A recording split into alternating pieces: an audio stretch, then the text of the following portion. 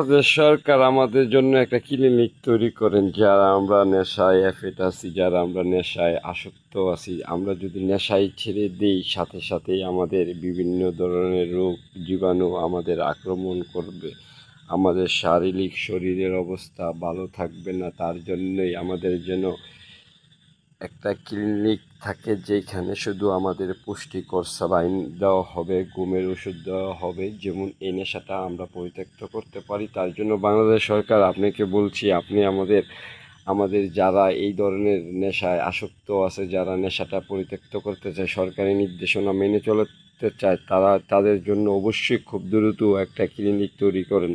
যেই ক্লিনিকে এখানে শুধু যারা মাদক আসক্ত, যারা নতুন একটা জীবনের চিন্তা করবে, তাদের জন্যই এই মাদকের ওইখানে পরিপূর্ণ খাবার, এবং কি খাবারের সাথে খাবারের স্যালান দিতে হবে, ওইখানে পুষ্টিকর স্যালান দিতে হবে। শরীরে যেমন শক্তি থাকে, তাহলে সে ডঙ্গি ভঙ্গি ছেড়ে দিবেন, বাজে যেই নেশা সেটা পরিত্যক্ত করবেন।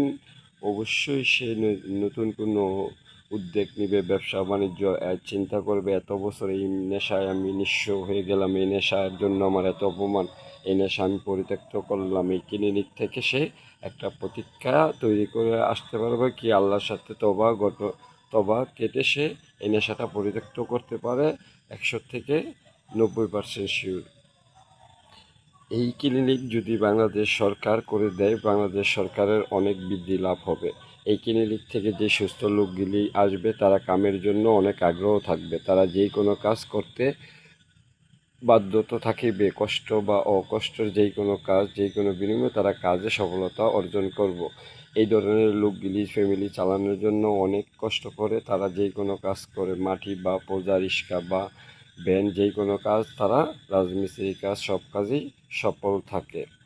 এই ধরনের লোকগুলির জন্য বাংলাদেশে যদি ক্লিনিক তৈরি করা হয়, এই ক্লিনিকে অনেক হাজারো মায়ের দোয়া আসবে বাংলাদেশ সরকারের কাছে। যদি আমার সংসদ সদস্য আজহার হোসেন মান্নান ভাই যদি আমাদের সোনারগাঁতে একটা ক্লিনিক করে, এই ধরনের লোকগুলির নতুন একটা জীবন দান করার জন্য, তাইলে হয়তো সফলতা অর্জন হতে পারে সোনারগাঁয়ের নেশাটা।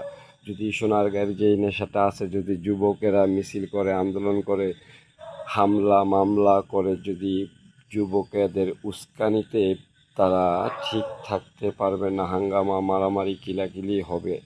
এটা শুধু বুদ্ধিজীবী লোকই লাগে।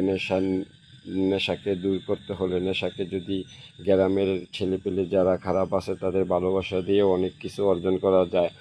যেটা গ্রামের অনেক খারাপ যারা নেশাই করে নিকৃষ্ট, তারা অনেকেরই মানে, তারা পরিত্যক্ত করার জন্য যে সময় অভাব অনাটনে থাকে, তাদের সংসারে কোনো খাবার থাকে না, তখন তারা যে কোনো কাজ করে। বাংলাদেশ সরকার যদি একটা ক্লিনিক প্রতিটা সংসদ সদস্যকে অর্ডার করে, একটা ক্লিনিক অবশ্যই আমাদের সংসদ সদস্য করে দিতে পারে। বেশি দিন সময় লাগে না। একটা সংসদ সদস্যের অনেক মূল্য আছে, অনেক টাকা আছে। তারা টাকা না থাকলেই, এত বছর আওয়ামী লীগ বিএনপি যাই ছিল, আমাদের আজহার হোসেন মান্নান ভাই উনি মাঠে ছিলেন, উনি মাঠ থেকে কখনো পলাই নাই, এই মাঠেই সবসময় আন্দোলনে ছিল বিএনপির জন্য। আমাদের সোনারগাঁ থেকে ছিল মোতালেব কমিশনার, উনি বিএনপি থেকেও মোতালেব কমিশনার, সবসময় বিএনপিরই ফার্স্ট হয়েছে কমিশনারে। হয়তো চেয়ারটা বসতে পারে নাই, তবু আওয়ামী লীগের সময় উনি আমাদের কাউন্সিলর কমিশনার। উনি ওই সময় হয়তো ক্ষমতা নাই, তারপরেও কত জনগণ কত ভালোবাসে। এইসব লোকের রাজনীতিগুলি দেখতে আমাদের অনেক অনেক ভালো লাগে। আপনারা মিলে যদি সংসদ সদস্যের সাথে মিলে একটা ক্লিনিক তৈরি করেন, যেটা সাধারণ যারা নেশায় আসক্ত, তাদের যেই নেশা ছেড়ে দিলে যে শরীরে যে প্রভাবটা ক্ষতি হবে, সেই ক্ষতির দিয়ে কলম স্যালানের খাবারের স্যালান বা পুষ্টিকর স্যালান, পুষ্টিকর খাবারের কলম সে পরিপূর্ণ হয়ে দাঁড়াবে। সেটা ওই সময় পরিত্যক্ত করবে, নেশাকে ঘৃণা করবে। যদি এই কমিশনার আমাদের সোনারগাঁয়ে, আমি 3 নং ওয়ার্ডের সাবেক বন্দর মোতালেব কমিশনারের ওয়ার্ডের আমি সদস্য। এই 3 নং ওয়ার্ডে যে সময় আওয়ামী লীগ গভর্নমেন্ট ছিল, ওই সময় খুব তুরমুর রাজনীতি নিয়ে ওয়ার্ড কমিশনার মোতালেব কমিশনার উনি সবসময় এই রাজনীতিটা করেন, আওয়ামী লীগ বিএনপি। উনি জনগণকে কত ভালোবাসে আর জনগণ ওনাকে কত ভালোবাসে সেটা আপনারা দেখেন। এই সোনারগাঁ যে সময় আওয়ামী লীগ গভর্নমেন্ট ছিল উনি বারবারই এক প্লেট শুধু লায়ন মোশাররফ ছিল, এরপরে যা আছে সব ওনার এই সমর্থন দিছে আমাদের সাধারণ যারা আমরা সোনারগাঁ ওনার যে ভোটার আছি।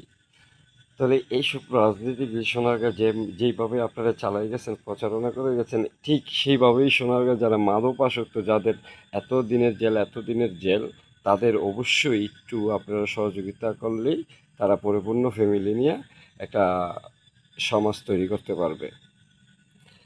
আর যদি যারা আছে জুয়ারি, তারা সবথেকে নিকৃষ্ট একটা লোক। জুয়ারি অলওয়েজ দ্য আলকালচার ডিসকালচার not good man is the জুয়া ইজ বিগ ডেঞ্জারাস।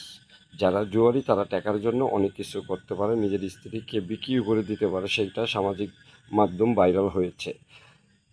জুয়ারিরা তারা অনেক কিছুর, তাদের তো হারের কোনো ইয়া নাই, 1 কোটি টাকা একদিন হারতে পারে জুয়া খেলে।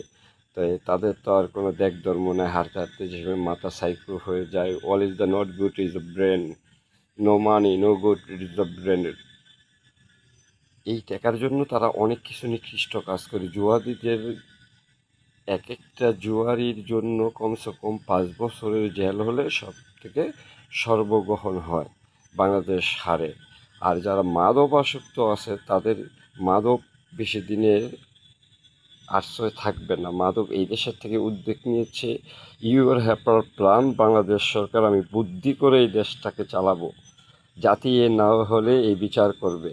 তা আমরা যারা বাংলাদেশের নাগরিক আছি, যারা আমরা নেশায় মুগ্ধ হয়ে গেছি, তারা গেলাম অবশ্যই বাংলাদেশ সরকারের নির্দেশনায় এটা আমরা পরিত্যক্ত করব। তো পরিত্যক্তর যে আমাদের বিনিময় আছে, যেটা আমরা সামাজিকভাবে চলতে চাই, যে আমাদের যেই নেশাটা ছেড়ে দেওয়ার সাথে সাথে আমরা অসুস্থ বা ভুগি, সেই ভোগার জন্য গেলাম আমার ফ্যামিলি ডাউনে যায়, আমার ফ্যামিলি চলে না, সংসার না খেয়ে থাকতে পারে না, তার জন্য গেলাম অনেক সময় আমরা নেশার জন্য অনেক দূর পারি। সেটা যেমন আমাদের না হয়, বাংলাদেশ সরকার যদি আর আমাদের সংসদ সদস্য যদি একটু আমাদের ওয়ার্ড কাউন্সিলর নিয়ে একটু একটু আলাপ আলোচনা করে, তাহলে আমরা যারা নতুন জীবন নিয়ে আপনার দানকেই ভালোবেসে যাব, এটা সত্যি কথা দিলাম।